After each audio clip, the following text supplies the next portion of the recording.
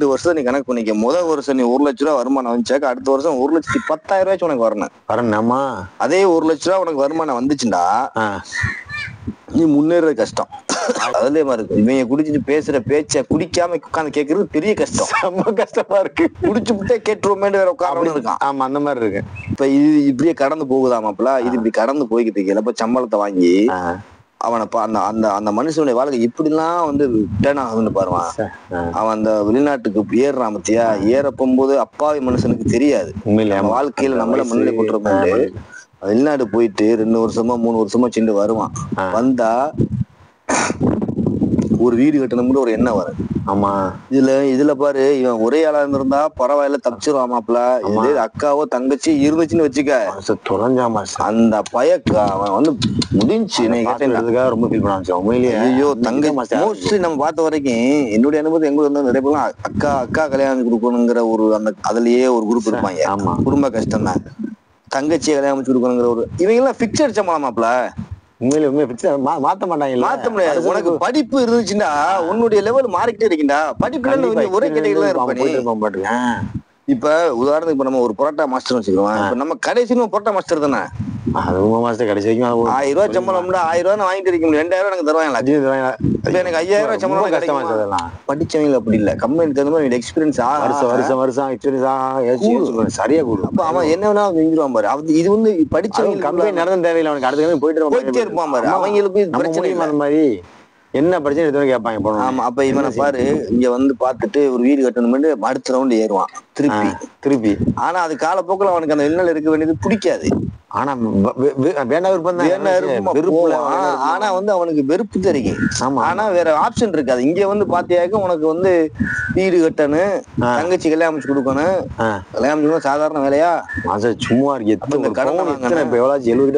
கடனை வாங்கணும். கடனை வாங்கி நீ வந்து அடைக்கணுமே.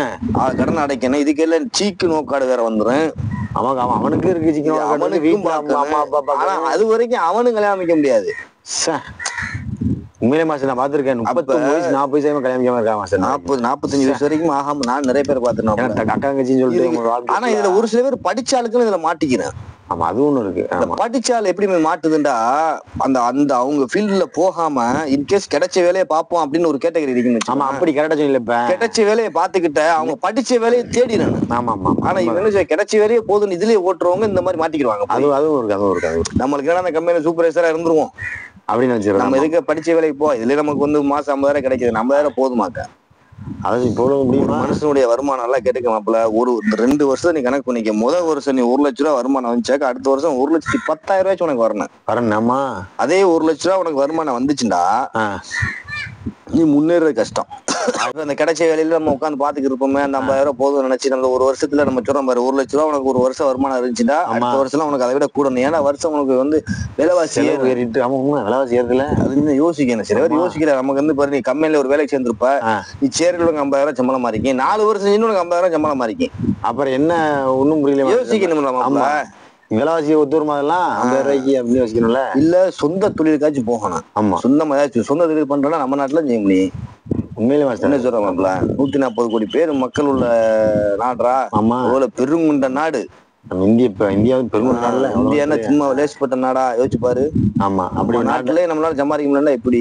ஆமா, கவர்மெண்ட்டை குறை சொல்லுவோமே, அதெல்லாம் வந்து சாத்தியமில்லா ஒண்ணுமாப்ல. நம்மளோட தன்னம்பிக்கையோட விஷயத்தை இழந்துடும். நம்ம தன்னம்பிக்கையில என்ன இருக்கும்? இதே நாட்டுல வந்து பெரிய பெரிய கோடீஸ்வரன் இல்லையோ செய்யுது. நம்மளுக்கு தான் கொஞ்சம் வேலை. நம்ம மூலம் வேலை செய்யும். கண் முன்னாடி பாத்தீங்கன்னா ஊர்ல உழைச்சவங்க எத்தனையோ வீட்டாங்க. எவ்வளவு பேரு இன்னும் நமக்கு முடியலையே. அதான் காலத்துக்கு நீ வெளிநாடு போய்கிட்டு அப்புறம் இப்படியே ஓடுத காலம். அதனால உனக்கு முடியாது. அவங்க பக்கத்துல உள்ளவங்க, அவங்க கண்ணுக்கு தெரிஞ்சவங்க பக்கத்துல உள்ளவங்க அவங்களாம் பாத்தீங்கன்னா உள்ளூர்ல இருப்பாங்க. உள்ளூர்ல இருந்து அவங்க ஜாதி. இப்ப நீ என்ன செய்வது தெரியுமா? அந்த 2 வருஷம் இப்படி உனக்கு காலம் ஓடுது. 2 வருஷம் வருவ, டிக்கெட் கொடுப்பாங்க கம்பெனி, நீ போவ. இதுல வந்து அந்த பொம்பளை பிள்ளைகளுக்கு அந்த மாதிரி முடிச்சுட்டு வருவாரு. அந்த பிள்ளை வீட்லயே இருந்துருங்க. ஆமா, அந்த பிள்ளைகளுக்கு அந்த இந்த இதுல பிரச்சனை இல்ல. அம்மா அப்பா அந்த கண்ட்ரோல்ல இருக்கிறதுனால அந்த பிள்ளை ஒரு மாதிரியா தான் போங்க. அப்படியே அந்த ஒரு அரவணைப்புல இருக்கிறதுனால அது கண்ணியமாவே போயிருங்க. இப்ப நம்ம தான் பல இடத்துல பழக்க வழக்கத்தை உண்டு பண்ணுவோம். வெளிநாடு போனா அங்க ஒரு புது விதமான பழக்கங்கள், அங்கேயும் கெட்டு போறதுக்கான வாய்ப்புகள் அதிகமா இருக்கு. அங்கேயும் இருக்குது. ஆமா, ஆம்பளை வாழ்க்கையை சுத்தி ரொம்ப கஷ்டமாப்ல. கஷ்டம் இல்ல, மன கட்டுப்பாடு வேணும். எல்லாமே ஒழுக்கங்களுக்கு எல்லாமே கட்டுப்படுத்தி எல்லாத்தையுமே கட்டுப்படுத்தணுமாப்ல. நீ நம்ம நினைக்கிற மாதிரி சும்மா வாயிட்டு சொல்றதா இல்ல, போய் பார்த்தாலும் தெரியும். அந்த ஒருத்தன் அதை பாரு, நம்ம ஒழுங்கா இருப்போம், நம்ம ரூம்ல ஒழுங்கா இருக்க மாட்டான், அவனை பார்த்து நமக்கு எடுப்பு வாய்ப்பு ரொம்ப வாய்ப்பு நமக்கு. அது ஒன்று தண்ணியை போட்டு வருவாங்க. ஆமா, டெய்லி ஸ்மெல் அடிக்கப்ப நமக்கு என்ன தோணும், நம்மளும் போட்டுருவோம் அப்படின்னு தோணும். சில பேர் இப்போ ஒரு ரூம்ல மாட்டுவ, 10 பேர் இருக்கிற ரூம் 9 பேர் குடியாரனா இருப்பா, நீ மட்டும் தண்ணி அடிக்க மாட்டா. இது இவங்க போடுற குடிச்சு அதுலயே இருக்கு. இவங்க குடிச்சிட்டு பேசுற பேச்ச குடிக்காம உட்காந்து கேட்கறது பெரிய கஷ்டம், ரொம்ப கஷ்டமா இருக்கு. குடிச்சு விட்டே கேட்டுருவோமேன்னு வேற உட்கார இருக்கான். ஆமா, அந்த மாதிரி இருக்கு. தம் அடிக்கிற கோஷ்டி எப்படி தெரியுமா, ஒரு டிவில ஒரு தம் அடிச்சா இவங்களுக்கு ஓடி போய் பத்த வைக்கணும். ஆமா, வேலை செய்யற நேரம்ல அந்த மூலையில சிகரெட்டியாகவும் மாத்த இருக்கேன், அதான் ஓடும். அதை பாப்பாங்க இவங்க, இவன் மட்டும் 10 நிமிஷம் ஓடிறானுங்கிட்டு ஒண்ணு. இப்ப ஒதுக்குறது இல்ல பதுக்குறது அப்படி ஒண்ணு வச்சிருக்கிறாங்க. இதான் போய் இவன் இப்படி காலத்தை கடந்து வர்றான் மாப்ள. கடந்து வரையில பாத்துக்க, இப்ப குடும்ப சும்மா இவனுக்கு எப்ப ஆரம்பிக்குது, அப்பவே ஆரம்பிச்சிருச்சு. 2 வருஷம் 4 வருஷம் 6 வருஷம் 8 வருஷம் 10 வருஷம் ஆயிரும். இவனுக்கு 28 வயசு ஆயிரும். அப்ப வரைக்கும் அவனால முன்னேறி இருக்கவே முடியாது ஒரு காலத்துலயும். மிஞ்சியும் 10 வருஷத்துல ஒரு தங்கச்சின்னா ஒரு தங்கை ஒரு ஆள் கட்டிட்டு இருப்பான். அதுவும் பாக்கி கடன் இருக்கு, கடனோட சும்மா இல்ல, அதை கழிக்கணும் அவன், திரும்ப கழிக்கணுமே, அதையும் கழிக்கணும்.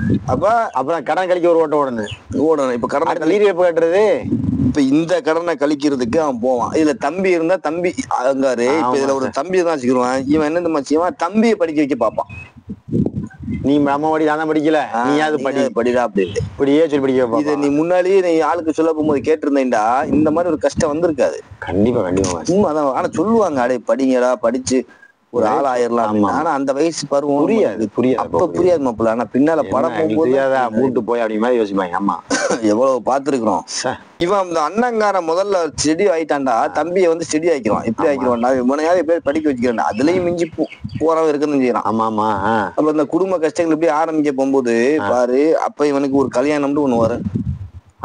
வீடு கட்டணுமே மாஸ்டர், வீடு எங்க கட்ட, வயசு 30,000. ஆமா, கல்யாணம் வருதுன்னு வச்சுக்கோங்களேன். ஆமா, இப்ப கல்யாணம் ஏற்பும் போது பாரு, வெளிநாட்டு மாப்பிள்ள நம்ம சொல்லுவோம். ஆமா, இப்ப என்ன வெளிநாட்டு மாப்பிள்ளைக்கு பொண்ணும் கொடுக்க மாட்டாங்க. இவர் கல்யாணம் முடிச்சுட்டு அங்க ஓடிடுவாரு. இல்ல அது ஒண்ணு மாஸ்டர், இப்ப நீங்க சொல்ல பாத்தீங்கன்னா இப்ப வீடு இருந்தாதான் பொண்ணு கொடுப்பாங்க. அது இப்பதான் அப்படித்தான் மாப்பிள்ள, சும்மா இல்ல மாஸ்டர், வீடு இருந்தாதான் பொண்ணு கொடுப்பாங்க. இப்ப வீடு கட்ட இல்ல, நீ எப்படி நீ கட்டவே இல்லைன்னா எப்படி ஒரு காலம் கொடுக்க மாட்டாங்க, கஷ்டமா வீடு கேட்பாங்க. ஆமா, பொண்ணு வீட்டுக்கு வீடு இருக்கு இல்லையே தெரியல, ஆனா மாப்பிள்ளைக்கு வீடு இருக்கு, வேணும், கட்டாயமே வேணும். நம்ம இங்க லேபர் வேலையில பாத்துக்கிறோம். எப்படி முடியுமா, இப்ப எப்படி முடியும், 8 மணி நேரம் வேலை, மாசம் 30,000 சம்பளம், சும்மா இருக்கு. வீடு 30,000 ஆச்சு. இனி குடும்பத்து செலவுக்கு அனுப்பணும், கல்யாணம் முடிக்காத வரைக்கும் தப்பிச்சுக்குருவாங்க. ஆமா, ஓரளவு குடும்பத்துக்கு பணத்தை அனுப்பிக்கிட்டு தங்கச்சியாவோ அக்காவோ கல்யாணம் முடிச்சு கொடுத்த அந்த கடனை கழிச்சுக்கிட்டு ஆமா தப்பிச்சு ஓடுவாங்க. அப்ப இவனுக்கு கல்யாணம்னு ஒரு பேச்சு ஆரம்பிக்கும் பாரு. ஆரம்பிக்க போகும்போது என்ன நடக்குது தெரியுமா, ஒரு குடும்பத்துக்குள்ளேயே ஒரு குரூப் என்ன செய்யண்டா, இவனுக்கு கல்யாணம் முடிக்க விடாம தடுக்கும். ஏன்னா நம்ம அதுல உறவினரை நம்ம சொல்லக்கூடாது. கண்டிப்பா கண்டிப்பா, நிறைய பேருக்கு அவங்களுக்கு புரியும் எப்படி தடுக்குதுண்டா. இவனை கல்யாணம் முடிச்சிட்டோம்டா, நம்மளுக்குள்ள வருமானம் கட்டாகும். அப்படி ஆஹா, மாஸ்டர் பிளான்.